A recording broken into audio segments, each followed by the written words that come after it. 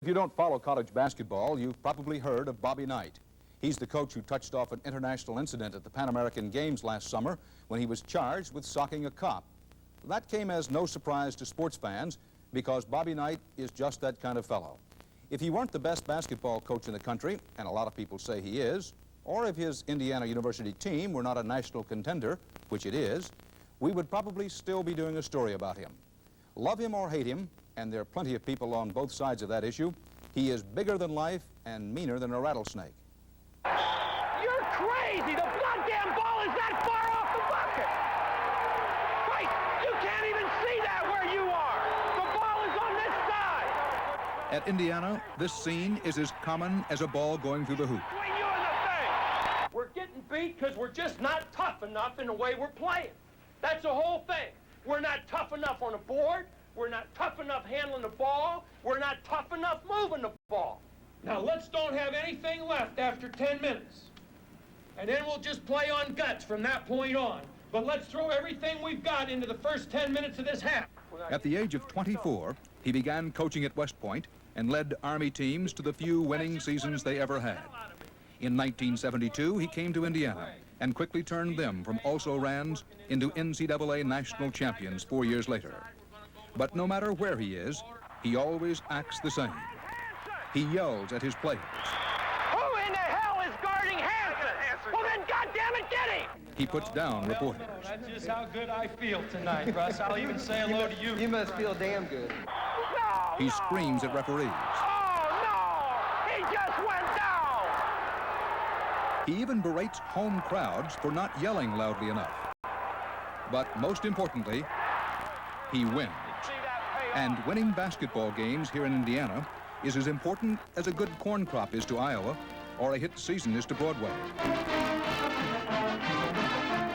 Indiana is basketball crazy.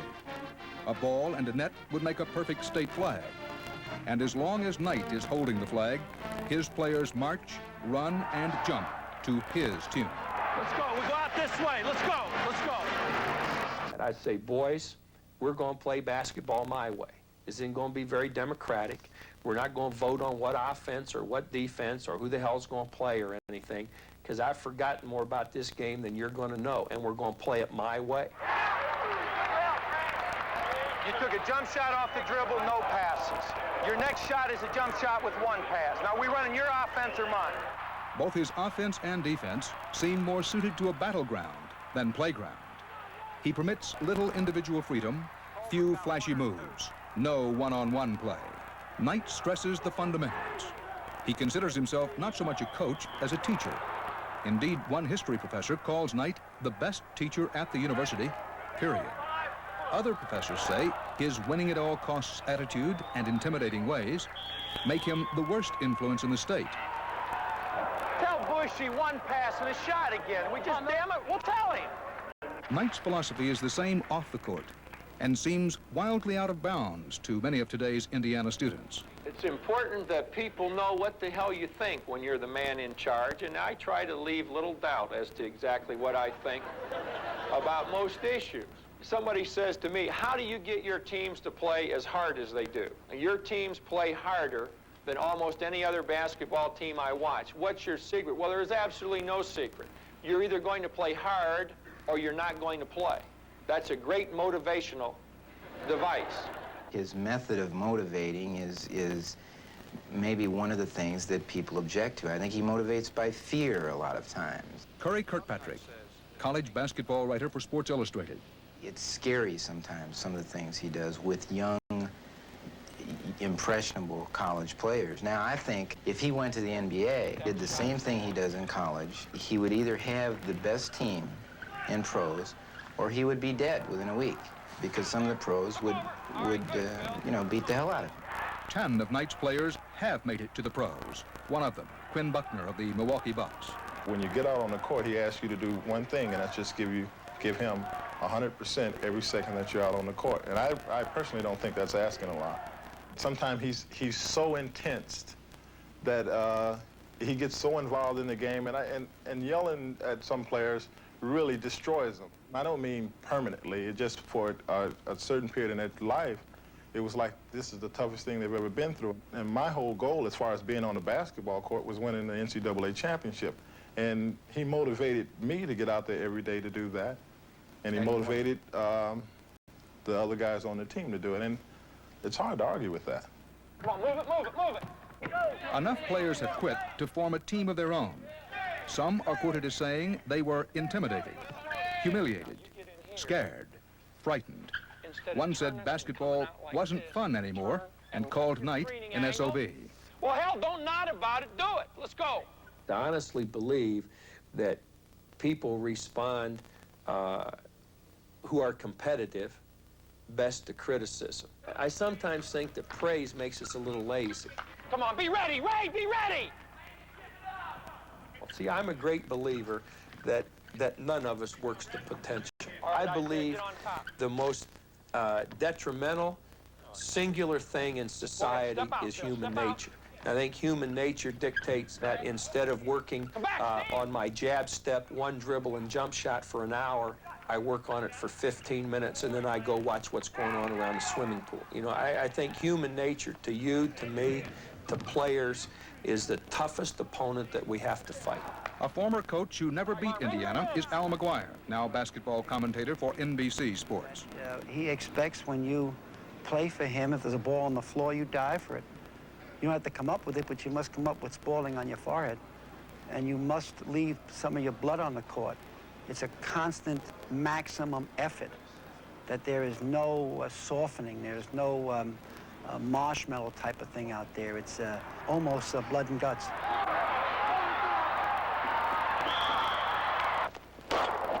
I really think that there's a great similarity between hunting and working with hunting dogs and coaching and working with basketball players, because you get a dog that has some native talent. It can run, it has some strength, it has a nose that can smell, and then you've got to really develop and perfect that. That's like getting a basketball player that can run, can jump, can do some things that embody physical skills, and then you've got to kind of be the mastermind behind the operation as the hunter, just like the coach has to be with the team. During the 6-month basketball season, Knight's wife and 2 sons rarely see him except as spectators. I haven't watched half the games. My head's been in my lap this year. That's how nervous I've been this year. If we can be a very difficult team to score against, then we're going to be a difficult team to beat. As a player, he wasn't even a starter. Then again, he wasn't bad. Number 6 man on an Ohio State championship team starring Jerry Lucas, Larry Siegfried, and John Havlicek. Knight says he learned from them why some teams win and some teams lose. We read reams of copy about the will to win. We hear countless broadcasters talk about the will to win. I want to tell you something about the will to win. The will to win is the most overly exaggerated phenomena that we have in society today. You have to have a will to prepare to win. Not a will to win, because everybody's got that. It's the will to prepare to win. Knight demands total commitment to team play. It is the team, not the individual, that counts. If we can get the kind of boy that I think is willing to say, all right, I'm going to be a part of a really good team, and from that, I'm going to get a lot of recognition, which has happened with our players, instead of the boy that says, well, how many shots per game will I get in your offense? Or how many minutes will I play? Or how will you use me offensively? If we can determine that the kid will think that all the recognition that he wants is going to come out of team accomplishment, then this is what we're after, and that's not an easy thing to determine. At high school games, he scouts for future players willing to take orders, who, after arriving on campus, will be molded and formed into Knight's image. I think I have to take away individuality to some degree to accomplish what I want to accomplish in athletics. They required to get haircuts. They're required to be clean shaven. That takes something away from those kids that is a little bit of a sacrifice on their part. Recruiting for college teams is, of course, fiercely competitive. Some high school superstars not only are wined and dined, petted and pampered, but also offered big money, often in the form of huge fees for summer jobs not performed. $40,000 a year is a figure often bounced around in locker room huddles. Knight refuses to play that bidding game and demands that his players work hard academically. At many other colleges, a lot of players don't graduate. At Indiana, they do. He goes after maybe 4 blue chip thoroughbreds, blue plate specials, these Einsteins that every coach in the country wants, and he gets them. So there has to be a section of this country that believes exactly in what Bobby Knight does. They believe in discipline. They believe in crew haircuts, bow ties, the 40s and the 50s, General Patton, charge into the machine gun nest, that type of thing, and which isn't bad. It's more of a conservative type of America. If much of Middle America admires him, many sports reporters do not. For the 2 seasons before this one, Knight held virtually no post-game press conferences. Instead, one of his assistants handed out mimeographed quotes. Begrudgingly, he changed that policy this year, but at the same time, he often closed the locker room to reporters after games. I don't think Bobby Knight really understands the role of the press. If you're not 100% for Knight in the Indiana program, you're an enemy. This is a kind of a paranoia. It is also a kind of perverse independence, a belligerent way of letting everyone know that he can win his own way. In a sport cheered for flashy offense, Knight insists on aggressive defense. In an era of permissiveness, he insists on discipline. When competitors insist they simply cannot win without buying recruits, Knight proves that he can. And when other coaches would leap at national publicity, Knight will turn his back if he thinks a publisher ever wrote a bad word about him. What was your reaction to Sports Illustrated last fall when they asked you to pose on a cover? And I told them that I thought, being what our relationship had been over the past 4 or 5 years, that what I felt they should do is step out on 6th Avenue and take the Time Life building and stick it. He's threatened me physically. He's threatened other people in our magazine physically.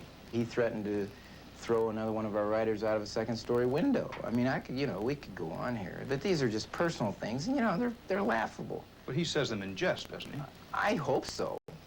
Now we got 3 minutes to take this thing into the halftime. You've worked 17 minutes. You've played good basketball for 17 minutes to get it into this position. Let's take it in with 3 really strong minutes at both ends of the court. Let's help each other out. Let's block out. And let's be sure of what we're doing with the ball on offense. Let's go. Let's go. When it goes good for the team, it goes good for the university.